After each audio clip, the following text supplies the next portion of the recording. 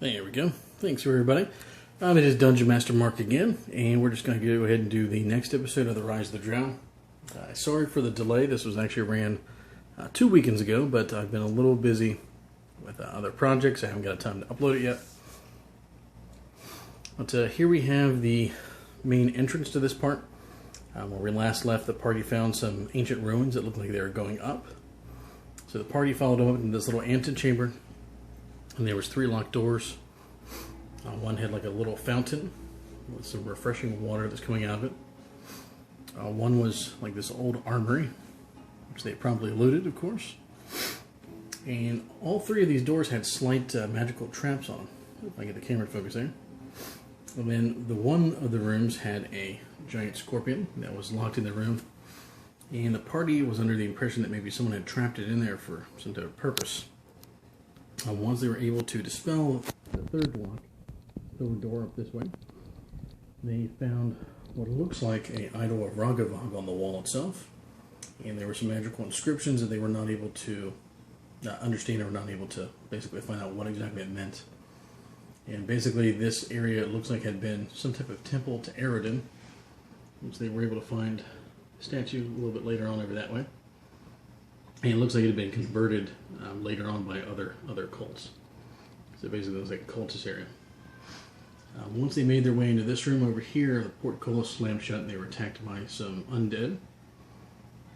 And then of course up that way you have, there's a fire trap, and then there's this weird arcane circle where there was a creature trapped inside the flames that they did not want to communicate with. So they actually missed out on a plot point there.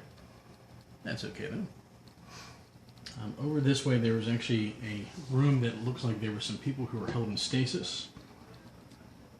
And the party actually decided not to release them from stasis. They weren't sure if they were friend or foe. So they left them just be for the time being, and they were planning on coming back. Let's go ahead and head over this way real quick. It gives you a big idea of the size of the dungeon layout. Now, one thing that was very challenging about this particular map, and the quest in general, there's a lot of 5-foot hallways. So, in the 5-foot hallways, the evil cultists, which were mostly clerics, and a couple other spellcasters, use these to their advantage. So they would have the undead that they were able to control, like shadows, basically come in through the walls down this way. And basically, once the party would be in here, they would use any type of fire effects like lightning bolts, fireballs, and things like that, and basically try to kind of shoehorn the players in there and make it like a kill zone. So it was a very, very nice tactical aspect to this particular quest. You have to pardon the birds in the fireplace there. Once they were able to make their way up here, there was actually this, looks like some type of ancient chamber that they had been turned into a prison of sorts. And there were several of these people who were prisoners. All of them had their eyes gouged out. All of them had their tongues cut out, so they weren't able to communicate. And they were able to get a little bit of words, or I shouldn't say words, but a little bit of information from the prisoners by having them write down on paper. Asked them some information. Then they did encounter some whites and some other undead that were basically being held in cells that were being fed with prisoners. Basically to turn the undead to the necromancer's favor. And we actually ended the quest right up here in this area, right before the door there. There was a couple bad guys on the other side of the door, and our wizard decided to cast a fireball. Just ignore the beholder there. And we were able to kill the one bad guy on the other side of the door itself. And there was actually 2 encounters in this particular scenario that the group completely missed altogether, just due to not finding a particular encounter.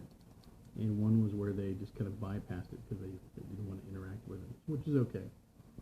So this particular encounter itself, or this level, I would say this was probably one of the harder levels we've had in a while, especially with a newer player coming in. But just gives you an idea of kind of the layout we were going for this particular mission. And we have a lot of the minis for summoning creatures and webs and some other stuff we've been using lately. But that is it for today, folks. Stay tuned. Tomorrow we have another Rise of the Drow session coming up. So hopefully tomorrow I will have the next part of the quest for you guys. And thanks for watching. Bye-bye.